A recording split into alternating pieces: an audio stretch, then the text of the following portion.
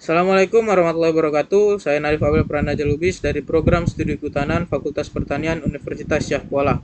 Nah, pada kesempatan kali ini saya akan menjelaskan tentang Undang-Undang Republik Indonesia Nomor 5 Tahun 1990 tentang konservasi sumber daya alam hayati dan ekosistemnya. Nah, undang-undang ini terdapat dalam Lembaran Negara Republik Indonesia tahun 1990 nomor 49. Penjelasan undang-undang ini terdapat dalam tambahan Lembaran Negara Republik Indonesia nomor 3419, di mana tujuan dari penjelasannya agar setiap orang dapat mengetahuinya dengan jelas. Undang-undang ini disahkan di Jakarta pada tanggal 10 Agustus 1990 oleh Presiden Soeharto. Nah, undang-undang ini bersifat nasional dan menyeluruh dan sangat diperlukan sebagai dasar hukum untuk mengatur perlindungan sistem penjaga kehidupan, pengawetan keanekaragaman jenis tumbuhan dan satwa beserta ekosistemnya, dan pemanfaatan secara lestari sumber daya alam hayati dan ekosistemnya agar dapat menjamin pemanfaatan bagi kesejahteraan dan peningkatan mutu kehidupan manusia. Undang-undang ini memuat tentang ketentuan-ketentuan yang bersifat pokok dan mencakup semua segi di bidang konservasi sumber daya alam hayati dan ekosistemnya. Sedangkan pelaksanaannya diatur dalam peraturan pemerintah. Nah, undang-undang ini menyebutkan ada 3 sasaran konservasi, yaitu yang pertama menjamin terpeliharanya proses ekologis yang menunjang sistem penjaga kehidupan bagi kelangsungan pembangunan dan kesejahteraan manusia. Ya, nah ini termasuk ke dalam perlindungan sistem penjaga kehidupan. Selanjutnya ada yang kedua, yaitu menjamin terpeliharanya keanekaragaman sumber genetik dan tipe-tipe ekosistemnya sehingga mampu menunjang pembangunan ilmu pengetahuan dan teknologi yang memungkinkan pemenuhan kebutuhan manusia menggunakan sumber daya alam hayati sebagai kesejahteraan. Termasuk ke dalamnya yaitu pengawetan sumber plasma nutfah. Nah, selanjutnya yang ketiga yaitu mengendalikan cara-cara pemanfaatan sumber daya alam hayati sehingga terjamin kelestariannya akibat sampingan ilmu pengetahuan dan teknologi yang kurang bijaksana, belum harmonisnya penggunaan dan peruntukan tanah, serta belum berhasilnya sasaran konservasi secara optimal, baik di darat maupun di perairan, dapat mengakibatkan timbulnya gejala erosi genetik, polusi, dan penurunan potensi sumber daya alam hayati. Nah, selanjutnya saya akan menjelaskan isi dari Undang-Undang Nomor 5 Tahun 1990 ini. Nah, undang-undang ini terdiri dari 14 bab dan 45 pasal. Nah, pada bab 1 yaitu isinya ketentuan umum dari undang-undang ini. Bab 1 pasal 1 itu isinya maksud dari dibentuknya undang-undang ini. Lalu pasal 2 ada asas dari konservasi sumber daya alam hayati, di mana berasaskan pelestarian, kemampuan, dan pemanfaatan sumber daya alam hayati dalam ekosistemnya secara serasi dan seimbang. Nah, selanjutnya ada pasal 3 yaitu di mana ada isinya itu tujuan dari konservasi sumber daya alam hayati dan ekosistemnya. Selanjutnya ada pasal 4 yang isinya itu siapa yang bertanggung jawab atas kegiatan konservasi ini, di mana yang bertanggung jawab itu yaitu pemerintah dan masyarakat itu sendiri. Selanjutnya ada pasal 5. Pasal 5 itu isinya kegiatan-kegiatan yang dilakukan untuk upaya konservasi sumber daya alam hayati dan ekosistemnya. Nah, selanjutnya ada bab 2. Bab 2 itu isinya perlindungan sistem penyangga kehidupan.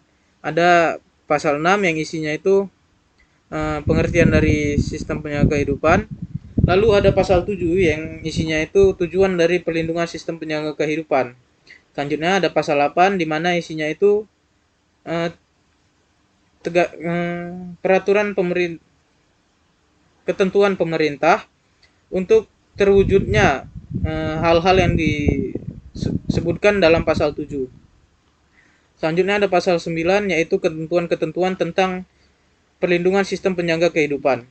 Lalu ada pasal 10 yaitu isinya wilayah sistem penyangga kehidupan yang mengalami kerusakan harus diikuti dengan upaya rehabilitasi secara berencana dan berkesinambungan.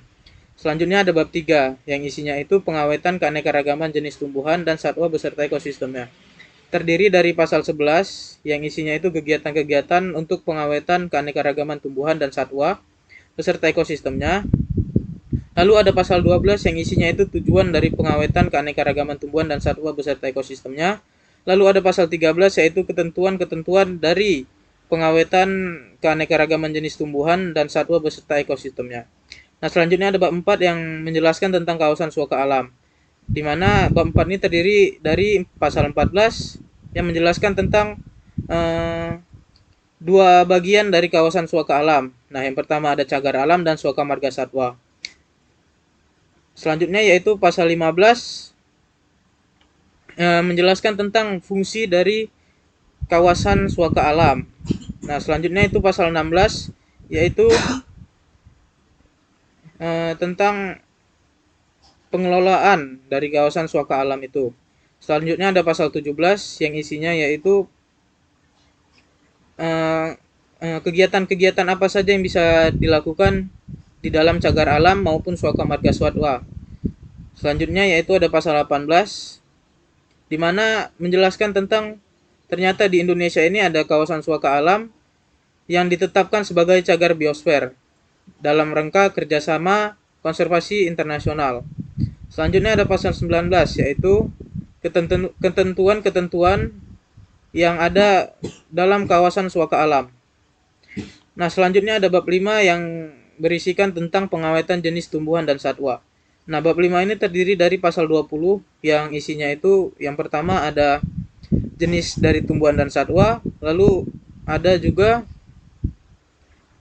jenis tumbuhan dan satwa yang dilindungi bagaimana dimaksud dalam ayat sebelumnya dalam poin nomor 1 tadi. Nah, selanjutnya ada pasal 21 yaitu larangan untuk setiap individu dalam pengawetan jenis tumbuhan dan satwa. Nah, selanjutnya ada pasal 22 yaitu pengecualian dari larangan yang dimaksud dari pasal 21 sebelumnya. Selanjutnya ada pasal 23 di mana mengatur tentang pemasukan tumbuhan dan satwa liar dari luar negeri ke dalam wilayah negara Republik Indonesia. Lalu ada pasal 24 yaitu isinya apa yang akan dilakukan negara terhadap pelanggaran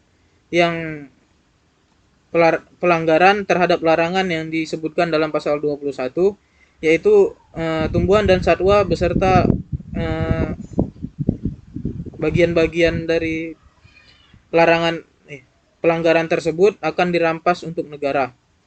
Selanjutnya ada pasal 25. Pasal 25 ini menjelaskan tentang pengawasan jenis tumbuhan dan satwa yang dilindungi yang dilakukan dalam bentuk pemeliharaan dan pengembang-biakan oleh lembaga-lembaga yang dibentuk untuk itu. Nah, selanjutnya ada bab 6. Bab 6 itu isinya tentang pemanfaatan secara lestari sumber daya alam hayati dan ekosistemnya.